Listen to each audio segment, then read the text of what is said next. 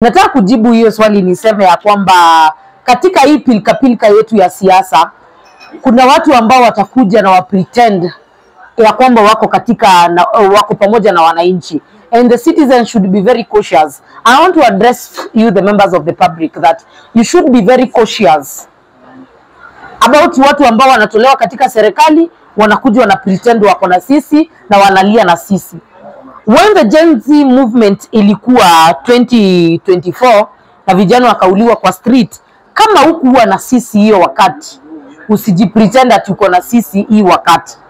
The reason why nitasema hivyo ni kulingana na mimi na vile naona ni ya kwamba serikali inajaribu kugawa watu wengine watoke katika serikali, wakuje wajumuike na wananchi, wachanganye, waanze siasa, warudi wachukue watu, ikifika ni wakati wa 2026, 2027 ikikaribia, warudi waruke waende pande ya William Samoei Ruto.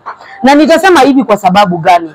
Mlima Kenya saizi iko very intact na iko na unity sana. So lazima watu watatolewa wakuje wajaribu kudivide hii unity ya Mount Kenya, ndio ikae pia wao wachukue some sympathy, ama wachukue wananchi kidogo wakae pia wao ni kama wamedhulumiwa na wameteswa na wametengwa na serikali ya William Ruto. Sasa pia wao wako very in touch na wananchi, so that ikifika ni mahali pa 2026 ikiisha upate wamerudi tena side ya William Samoei Ruto. Mimi nataka kuambia watu wa Mlima Kenya, hata nani afutwe, hata nani afanywe madharau, we will follow the directions of His Excellency Rigathi Gachagua.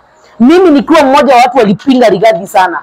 This time round Rigathi akiniambia niiname, nitainama. You think Rigathi Gachagua is the king? Yes, Rigathi Gachagua is the kingpin of Mount Kenya for now, and the reason why I'll say this, we have two kingpins in Mount Kenya. We have His Excellency Uhuru Muigai Kenyatta, who is the retired president of this country and who cannot do much to protect his legacy. Uhuru hawezi toka kila siku akiongea kuprotect legacy yake. Na tuko na mtu hapa anaitwa Rigathi Gachagua ambaye amefanywa madharau na ambaye anajua serikali ya William Ruto kwa kina, kwa undani. Yeye saizi ana direct watu wa Mlima Kenya na watu wa Kenya mzima. In fact, Rigathi is not even the kingpin of Mount Kenya. He's the kingpin of Kenyans at this time. He's the only leader who is bold enough to face the government and tell them this is wrong and this is wrong, and you had promised the people this, tulipanga hivi, tutafanyia watu hivi na mkawaruka.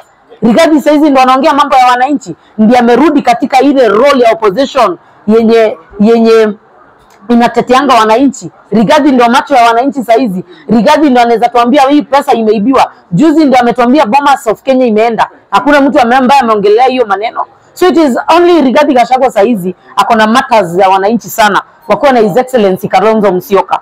Kalonzo naye hatutaki apige kelele mingi sana kwa sababu yeye ni presidential candidate wetu wa 2027.